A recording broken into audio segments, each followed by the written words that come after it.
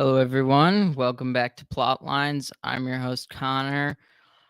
Sorry I'm late for the episode. I was listening in on Edward Habsburg's Twitter space about the Habsburg Way, and he was answering questions, and it was just a lot of fun, and he did a fantastic job. And if check out my interview I did with him about his book. Hey, Haley, good to see you here. Um, so today's topic, I'm going to be talking about what would it take to really restore Christendom at the moment. And really, this is kind of bringing on sort of my fictional uh, chops, my storytelling chops, because this is far from going to be happening. This is something like I'm thinking of a dramatic moment, something that would be so dramatic that would have to propel people into a state where they would really wake up to the value of Catholicism, the value of God, and the end of secularism. And I think everyone looking around, especially in the United States and probably Europe, though different parts of Europe, you can probably see, a growing successes, growing support for Christian rule and for Catholicism. So it would take a lot of just a big change. So we're going to be talking about that today. Please like, share, comment, and subscribe. We are so close to 1,000 subscribers. I think it's about like 21 subscribers until we reach 1,000. So I'm just very excited about that. My goal is to hit that within the week. If all of you could help me do that, that would be fantastic. It's it it's very there's an important day this week that I'd love to be able to manage to get it by. But anyways, so also yesterday I did a live stream with Nathan Hood, and we were talking about Olmo and the Silmarillion and his part to play in that. And I apologize for the first maybe 20 minutes. I had some internet problems, so I apologize for that. But I'd love if you haven't checked it out, especially check out like the last like an hour and 10-20 minutes or something like that. It's a lot of fun, and he's an awesome guest to have, very smart, and we have a great rapport, I would say. But okay, so to restore Christendom would require a dramatic change, and I think, and it really was inspired by my conversation with Nathan Hood yesterday. Tragedy inspires people to return to God. If you haven't had a real tragic moment, if you haven't been in the depths of sorrow, and if you haven't let your, a lot of people are angry, so if you haven't let your anger turn to sorrow and turn to a desiring forgiveness, then I don't think you'll come back to this. But when something when your heart changes to seeking forgiveness, when you have something to fight for and that sort of thing, you have a bigger chance, in my opinion, of coming back to the faith. So we're going to be talking about a little story that I've come up with, or an idea that I had. So in this scenario, we would have to have a a, um, a pope who is very unapologetic in the faith, and he would have to be a true threat to the major powers of our day. So that means the United States, kind of, the World Economic Forum groups and that sort of thing. So let's just say we have a pope who is very antagonistic to that group. Now, if the Pope and the Catholic Church is very much this group that is really seeking change in the best possible way, I think they'd come after the Holy Father. And so my scenario, though, as you know, I don't think this is going to happen, but as dramatic and as dramatic as it might seem, this would wake people up. I think if the United States invaded Italy, I think that would be probably to basically take the Holy Father into custody because of hate speech or something like that.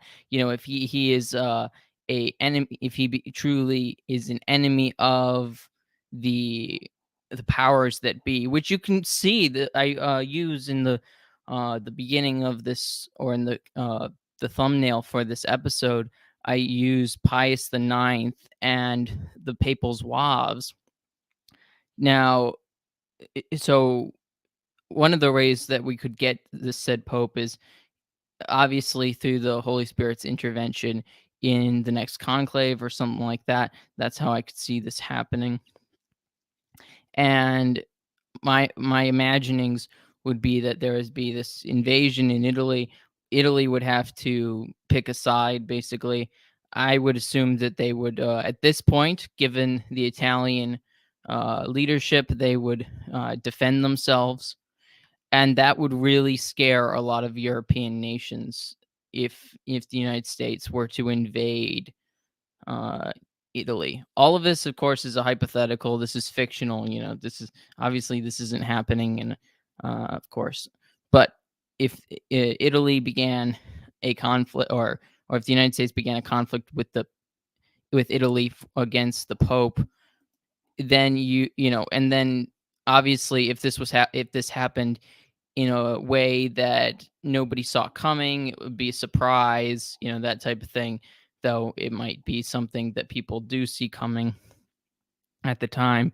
You know, if the Pope were to be captured, or, you know, if the Pope were to experience martyrdom and he would appoint his successor, my idea is, you know, sort of this, the Pope is sort of carried off, and before he goes, he gives his aide, or his one of the cardinals, the name of his next successor. And I imagine that a lot of the curia would flee to some place like Hungary, and this would also create, you know, massive changes in the central countries.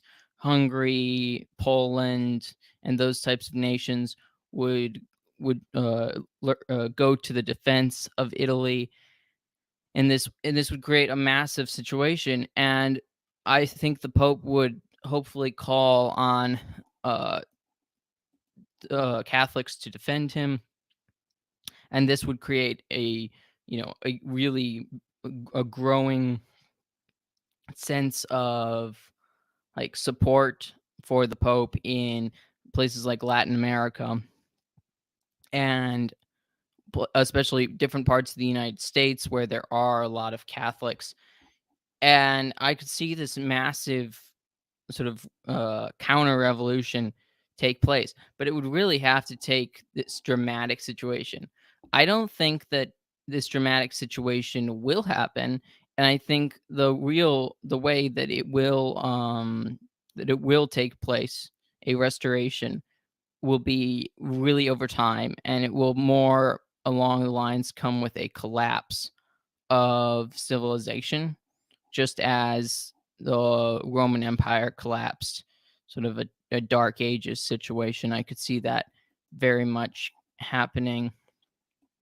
I could also see in this situation, in the one I set out, you know, I would guess that Austria would be against Hungary and Poland and Croatia and those countries, and there would be something of a, you know, battle over there. So there would be all this different dramatic chaos that would really bring people back to sense. Drama really brings people back to sense, because if you are threatened, if your livelihood is threatened, if the Holy Father was actually threatened, then people would, I think, rise up. Obviously, it could go a completely different way, and But I believe that there is still a loyal heart within every Catholic for the Holy Father, and I think people would fully grasp what this secularist society really has become, and it will, and in their minds, it, people won't just be able to consider enemies or Catholics fascists or something like that. They'll see this as the real tyrannical rulers are those who are trying to suppress the Pope, who are trying to uh, end the Catholic Church, because the greatest enemy of this secularism, this W was it WEF or whatever it is, World Economic Forum, the real enemy of the Bidens and the Macrons and the sort of what's probably Rishi Sunak and Hamza Yusuf, and I don't know, like anybody that you can think of that is basically pro or I guess anti or sorry, pro abortion, or just anti the family. Those people have to defeat the Catholic Church for them to fully succeed. And if the Catholic Church finally stands up, as well as individual Catholics stand up to protect the Pope and um, the the protections of their faith, and die for their faith, as it said, the blood of the martyrs is the seed of the church. This is how Christendom is rebuilt. Um, hey, Mac, good to see you. Christian, I think, good to see you too. Thank you all for watching. I'm glad to see a bunch of you in the chat. If you have any questions about this scenario that I've set up, I'd love to answer them. You guys can give me some ideas too that I can go off of if you want. Sort of adding on to the story. But yeah, so if we have, so again, Pius IX and the Papal Zouaves, they stood up to the growing cabal that was trying to end Catholicism in in the countries. They were trying to, it was a Masonic plot to create the Italian government, and that was linked to the creation of Germany. And you can see how the world has just sort of collapsed over time, as places like, is it also the fall of Rome was also the fall of the French Empire.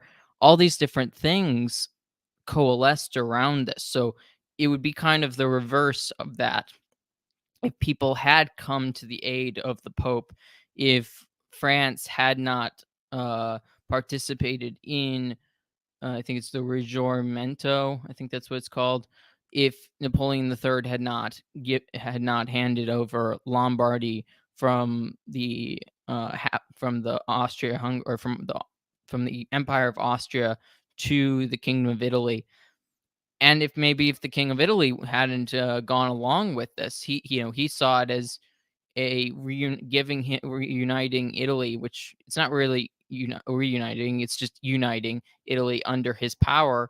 So if Catholics look towards not just their own power, not just their own well-being, if they look towards the greater the greater setup, the greater influence on the world, I think we can see how that would transform things. Instead of being selfish, instead of being prideful, you in this situation with Pius IX. Uh, I know Pius IX also didn't get assassinated or anything like that, so it's not applicable. And that's why I think if they had done something as vicious and evil as that in the 1870s, then it would have turned the Kingdom of Italy inside out. The Kingdom of Italy would have collapsed, and the different forces from maybe probably Spain Even maybe the United Kingdom might have gotten involved because because just as in World War II, not World War II, World War One, when the Tsar and his family were assassinated. Now, because there was chaos and because of World War One, nobody was able to assist. Nobody was able to prevent that from taking place. You can see how if there was an opportunity, they might have tried to, or they were might have tried to save the Tsar, in this situation, but of course they weren't able to. So dramatic actions like that would really cause a change in the way people see. So just as when you see sort of when you're told that this is something's going to happen in the future, when people tell you, oh, they're coming for, I don't know, let's just say something like they're coming for your guns, they're going to they want you dead, or something like that. The enemies of you are going to come after your children.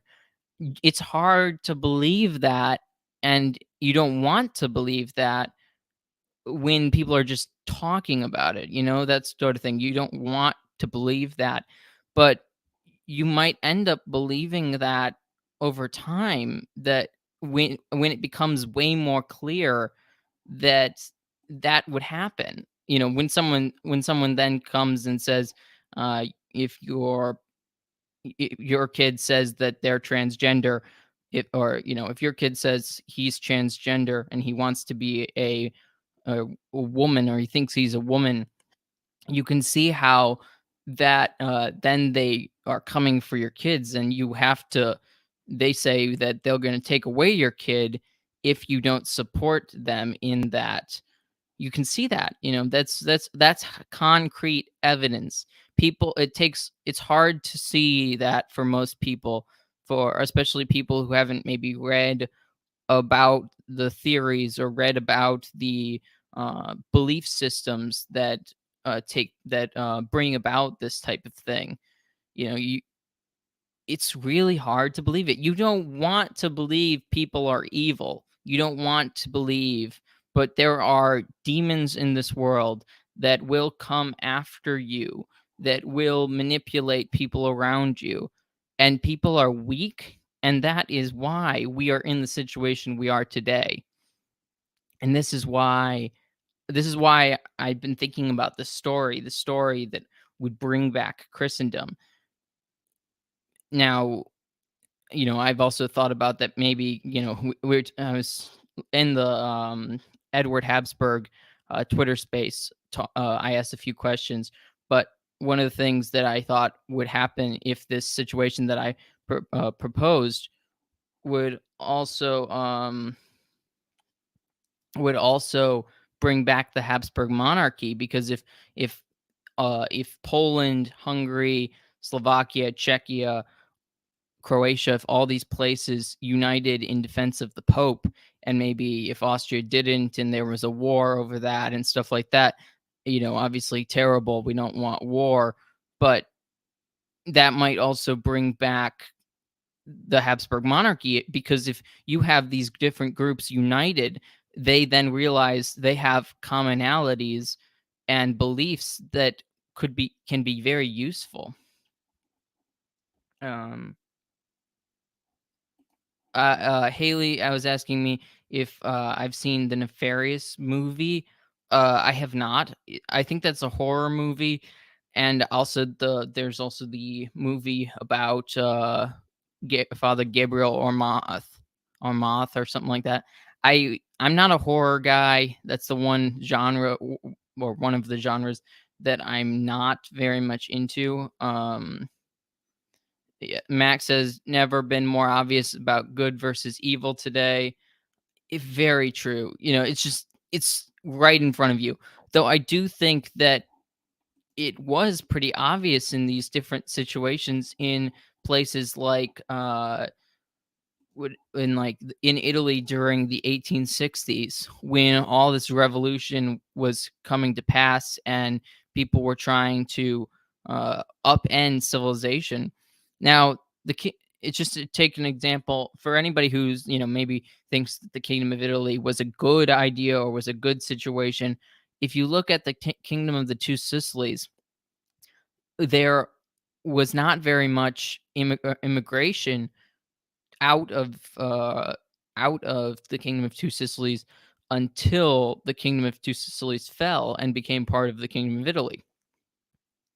It was not a better state.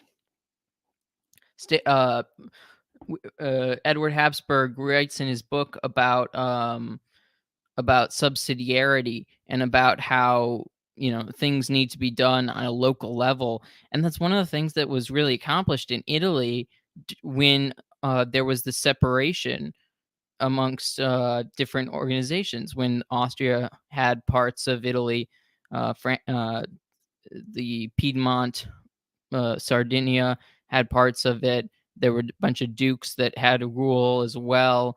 And really, the structure of the Holy Roman Empire is very much this way, where you have a figurehead, you have a Kaiser at an emperor at the top, and then everyone deals with their problems at a very local level, and only important things that can only be held fixed by the at the top rank is dealt with. It's kind of like it's why Martin Luther was dealt with by the Holy Roman Emperor, not directly usually by his well, I mean, his prince elector was protecting him, so I guess that explains a little bit of why, if he was a better man and more devoutly Catholic and not wanting to exploit the the collapse of the church in his lands, or sort of uh, the uh, the destruction, the pillaging of the church in his lands, then he would have been able to deal with the situation.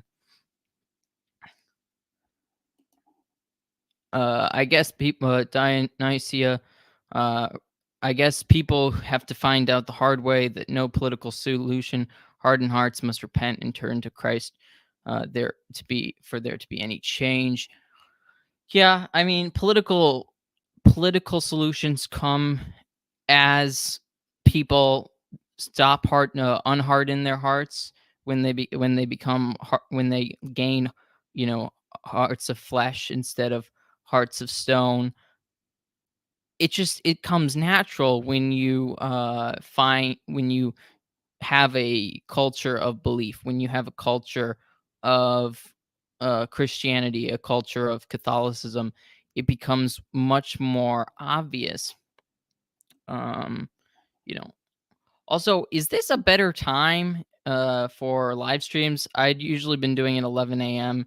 Is noon a better time for live streams? Let me know in the comments whether or not this is a better time. This is noon for me, or well, 12:42 obviously, but uh, I started around 12:15. So just let me know if there's a better time or if this is a good time to do live streams going forward. Um, Again, I hope all of you enjoyed my live stream yesterday with Nathan Hood. Actually, here he is. He's in the chat. And Nathan, thanks for coming on the show again yesterday. It was a lot of fun. It's amazing to me that my internet's working pretty fine today. So in my area yesterday, there was a lot of people who were having internet problems, unfortunately. Um, so also, if anybody has any questions for me too, that would be I'd be happy to answer any. Um, I can't think of what would happen I'm not as familiar what would happen with certain Latin America countries in this situation. Um, you know, I bet there would be, there's a lot of anti religion or anti secularists, I guess there are a lot of secularists. Um yes, it was the malevolence of Morgoth interfered with the internet yesterday. Definitely, I do sometimes feel that way when it comes to. It does seem to be that uh, there. that I do often find odd snags when I'm live streaming.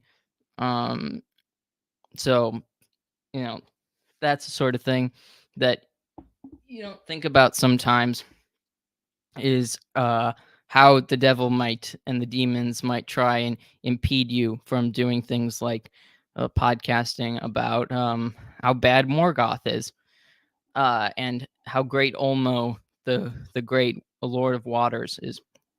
Nathan, what's your podcast live stream is upcoming? What is it so I can plug it? Um, have you seen the saying part and part? Weak men equals hard times. Yeah, weak men make hard times. Weak leaders in governments and churches. Yeah, it's definitely weak leaders, and but also weak weak people in general. It's incredible. People are so privileged in the in on the whole these days that it's just that it's not very helpful for them. Um, okay. Nathan is doing a live stream on the great restorers of the world, and so it's very perfect for our episode.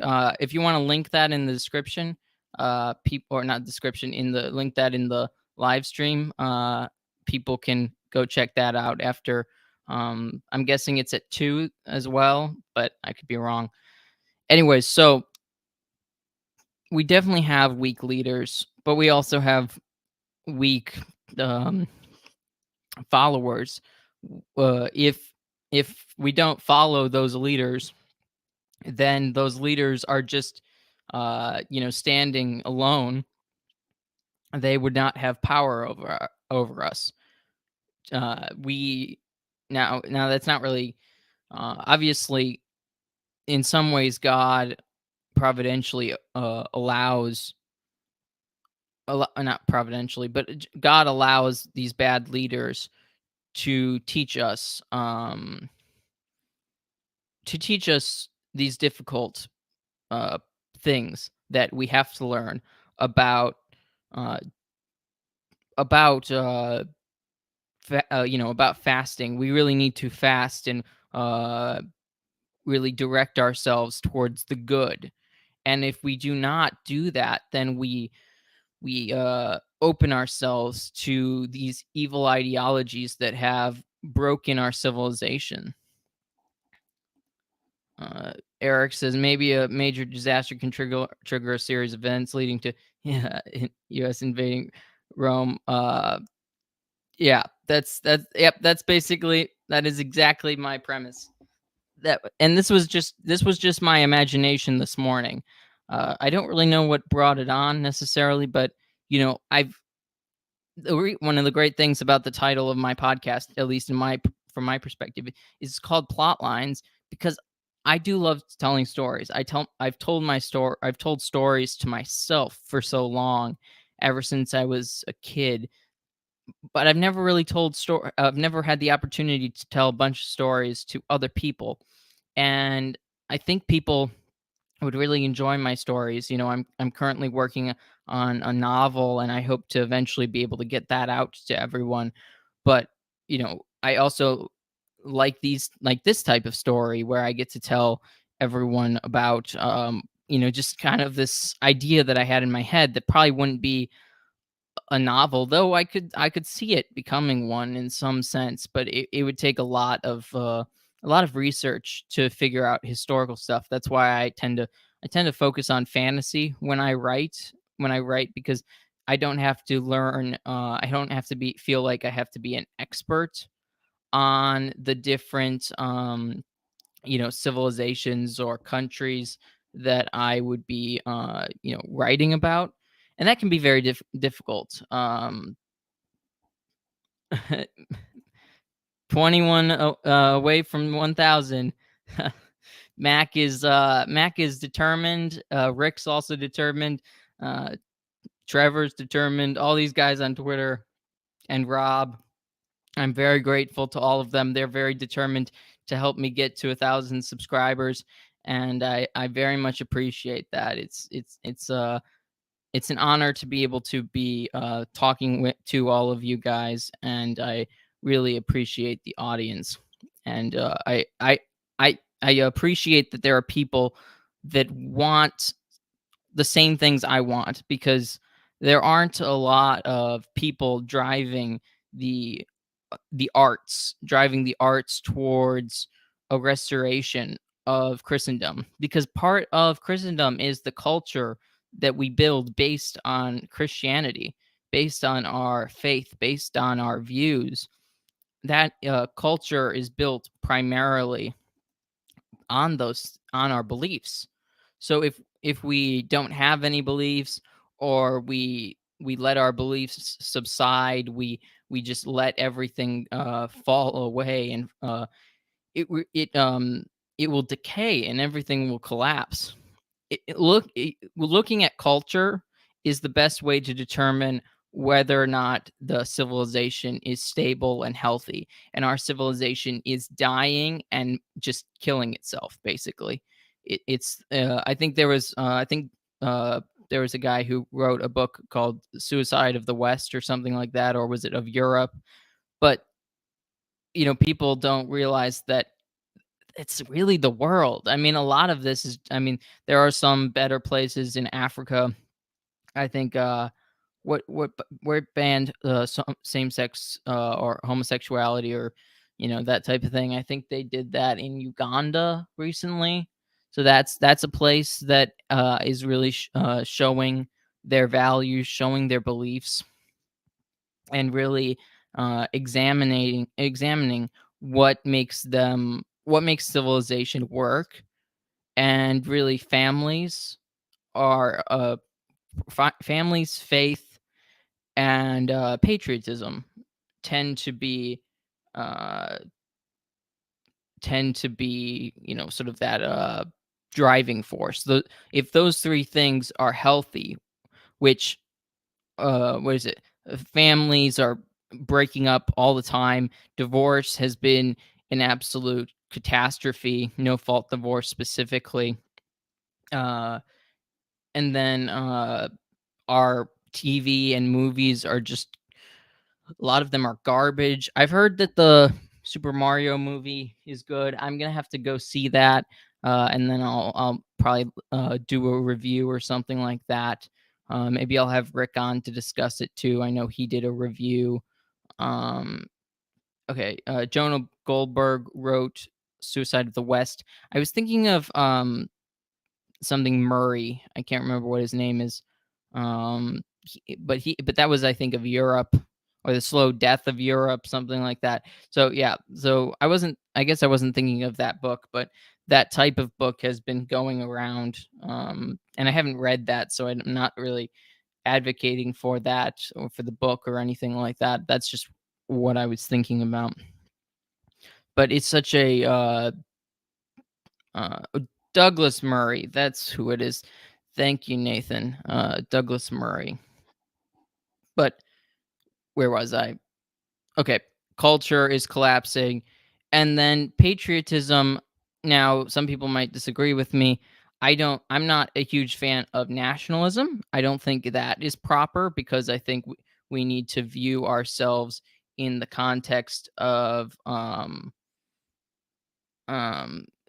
slow we need to view ourselves in the context of a humanity of children of God, and though we should want what's best for our country, I don't find see you, Nathan. Good luck on your stream. Uh, I think we need to acknowledge that we want everybody's nations to prosper. We don't just want ourselves to prosper. And patriotism is love of country, and I think we need to love our country, not for what it is, but for what it can be. What we can make of it, what we can bring into it, what we can in some, JFK said, what can you do for your country? What can we do for our society and our culture? What can we provide let's not tear down, or let's not destroy what is good. Let's build up the good and throw down the ruinous mentality that has infected our world. Mary says, "Hi Connor and everyone. A return to Christendom will happen slowly, like when Narnia began to thaw." Uh, yeah, that's definitely probably the realistic way it's going to happen. Like I said, I've just had this idea of what would bring back Christendom right now, and this dramatic invasion of Italy by the United States would this be this massive wake up call to everyone, and even I think even Protestantism would fall away, in that Protestantism may die, and all the faithful Catholic or faithful Protestants with a good mentality would join the Catholic Church again, and even the Orthodox that might end or mend the schism. I could see that happening, because when I think it's something like, unless an outside force is coming after everyone, then unity will, we won't have the unity that we would need to reunite Christians under firmly the Catholic Church, and I think this would be one of those ways. So that's just my take. That's my hypothetical. It's what my imagination came up with. I think it'd be an interesting story. It would be a fun drama. It's kind of like I think there was a if Germany and Italy won World War II. I think it's something in the castle. I can't remember what the title was. I watched a little bit of that show, but it was a little bit over the top, or it didn't make a lot of sense. Apostolic Majesty did a good job of telling us what things might look like if the Axis powers had won. If you check out his stream on it, it was very helpful to sort of understand what that looks like in a more realistic manner. And sort of these empires dominating the whole world is very unlikely, especially uh overall. I don't think there would be a one world government. I don't think that's possible. But again, if there's any questions, I'm happy to to answer any. I'll be wrapping up. Thank you all for watching. It was a pleasure. Again, check out the yesterday's live stream I did with Nathan Hood. It seems like this time of day might be better, so for live streams, so I might make 12:30 or 12:15 or something, or 12, something like that. I might make that my more consistent time that I could do this. Yeah, the stuff perverting our country isn't going away anytime soon. Definitely. Um, yeah, it's definitely, it would take a lot to drastically change things. That's why this idea came to my head. Um, but I'm a sucker for drastic, like uh romantic moments in history or in fiction and stuff like that. Something dramatic happens, and makes everyone remember who they are and what they're doing, and what they should be doing. But yeah, check out my stream with Nathan Hood yesterday. It was fun. I apologize there first like 20-30 minutes. I have some internet problems, but once that's over, it gets going really well, and we had a great conversation. Um, but yeah, so you can also check out his live stream coming up. Um, but yeah, thank you all for watching. Please like, share, comment, and subscribe. Help me to get to 1,000 subscribers. Tell your friends. Even if they're not going to necessarily watch very much, let them know to subscribe. But yeah, okay, awesome. Thank you. This was a fantastic stream. I hope all of you had a great great time, and I'll be live streaming on Thursday as well. Tuesdays and Thursdays I usually stream. I did the Nathan Hood stream on Monday and as well, but that was an irregular event. So Tuesdays and Thursdays. Thank you all for watching. Bye.